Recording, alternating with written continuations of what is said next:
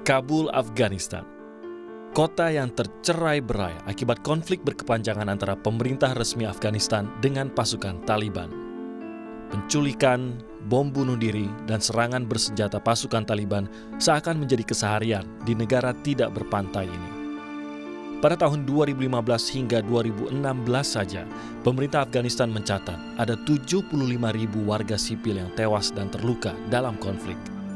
40 tahun lebih tanpa perdamaian menjadikan Afghanistan salah satu negara termiskin di dunia dengan tingkat pendidikan dan kesehatan yang sangat rendah dan tingkat kerawanan yang sangat tinggi. Meski demikian, Indonesia hadir di sini. Namun berlokasi di salah satu kota paling berbahaya di dunia, tentu membuat KBRI Kabul tidak seperti KBRI pada umumnya. Butuh fasilitas dan juga infrastruktur yang khusus untuk menjamin seluruh staf maupun diplomat yang bekerja di sini bebas dari ancaman yang sewaktu-waktu bisa merenggut nyawa mereka. Sapa Diplomat kali ini hadir di Kabul, Afghanistan untuk menunjukkan pada Anda apa yang belum pernah Anda lihat sebelumnya.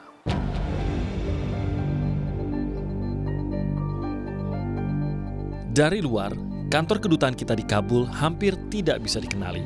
Hanya tembok tinggi dan pengamanan yang super ketat. Masuk ke dalam, yang pertama kita temui adalah tembok lagi dan berlapis-lapis gerbang baja yang tebal yang mempertahankan KBRI dari ancaman serangan bom. Alasannya, bukan karena KBRI Kabul pernah diserang, namun KBRI berada dalam kompleks area kedutaan yang menjadi salah satu kawasan paling diincar oleh teroris di Afghanistan. Apalagi kantor kedutaan India yang berada tepat di sebelah KBRI pernah diserang bom bunuh diri beberapa kali pada tahun 2008 yang menewaskan 41 orang dan bom di tahun 2009 yang menewaskan lebih dari 17 orang dan melukai lebih dari 70 orang lainnya.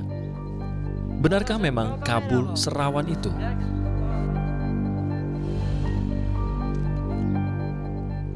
Dan saya saat ini sudah berada di atap lantai 3, salah satu gedung yang berada di Kompleks Kedutaan Besar Republik Indonesia di Kabul, Afghanistan.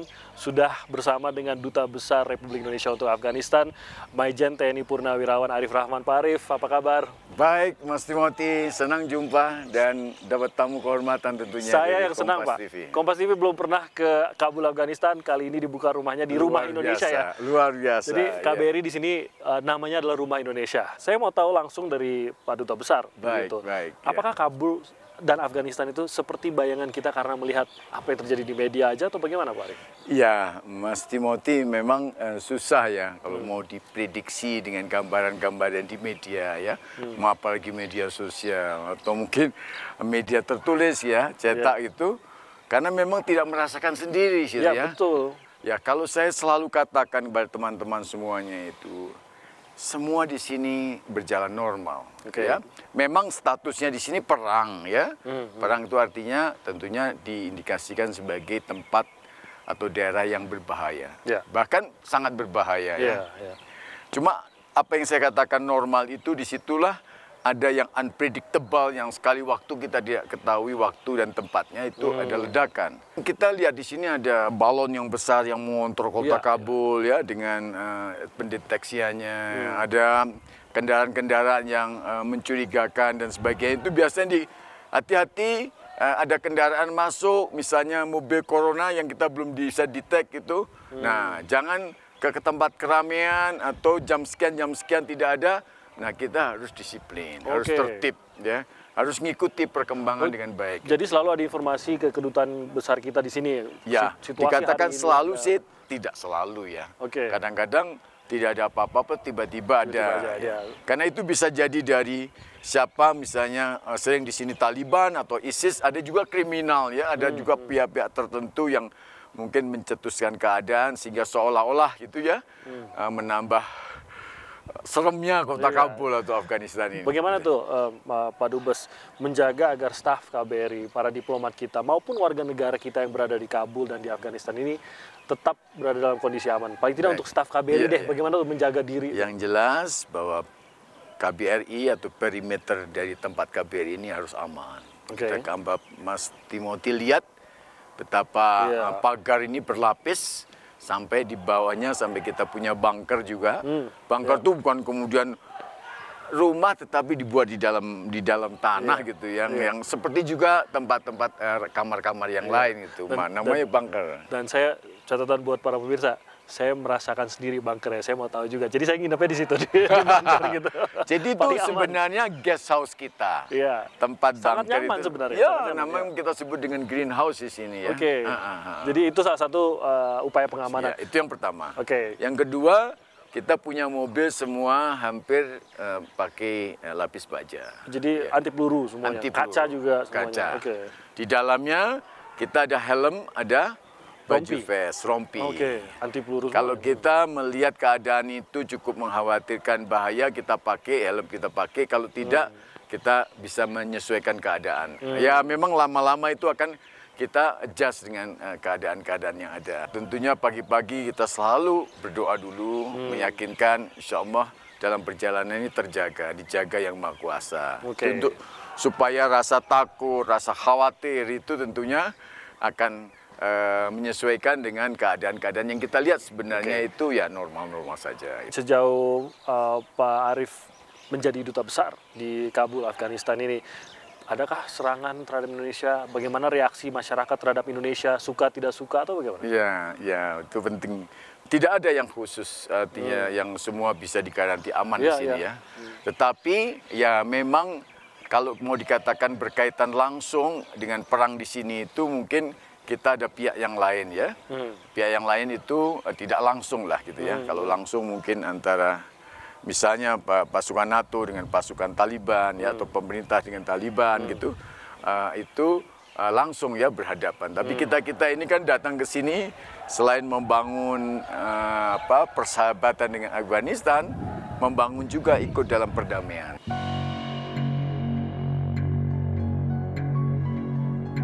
Saya jadi penasaran, sebenarnya seperti apa sih mobil khusus berlapis baja yang jadi kendaraan operasional di KBRI Kabul? Sepintas mobil ini tampak biasa saja, serupa dengan mobil bermerek sama yang juga ada di Indonesia. Namun bila diperhatikan lebih dalam lagi, mobil ini jauh dari biasa. Jadi ini salah satu contoh mobil lapis baja yang dipergunakan di KBRI di Kabul, Afghanistan. Pak Sadikin, Minister Counselor di KBRI, mungkin bisa jelasin juga. Jadi semuanya udah lapis baja semua Pak ya, seluruh mobil ini Pak ya? Ya betul, mobil ini memang dipersiapkan khusus untuk duta besar dan Humstaf. Dan semuanya mobil anti peluru dan lapis baja. Yang ini khusus mobilnya Pak Dubes? Ini mobil Pak Dubes. Ada berapa unit sih total?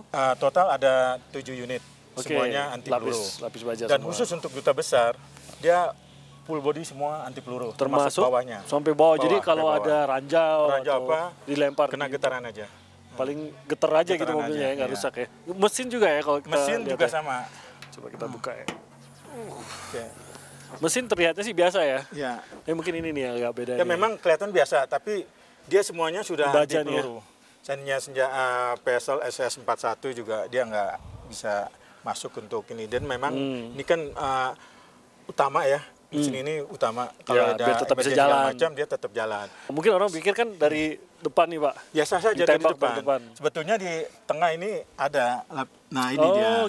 Ada ya, dia seperti sirip-sirip gitu ya? Sirip-sirip ya. Nah ini anti peluru ya. Jadi udara tetap masuk, tapi bajanya ini yang akan nahan peluru. Kalau itu normal semua, mesin nomor segala macam, cuman dia tidak samar-samar, tidak kelihatan, tapi dia ada ini.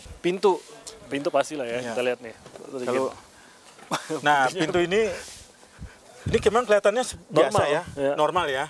Tapi dalamnya ini udah anti peluru lapis baja semua. Di dalam sini lah ya. Dalamnya. Jadi kelihatan sih normal. Mungkin nggak tahu nih. Termasuk ini. Ya, ini kaca. Nah kita beda kan. Ini keras banget. Ini berat dan ini tembak juga nggak jebol ini. Nggak akan jebol. Ya, akan jebol. Dan ada beberapa langkah pengamanan, misalkan seperti alat komunikasi. Alat komunikasi kita lengkap ya, karena penting sekali alat komunikasi. Kalau ada emergency kita langsung hubungi. Ya. Ada alat ini Pak ya, ada tombol emergency katanya. Tombol ada, kita ada di sini. Nah ini supir dia mengerti semua ya.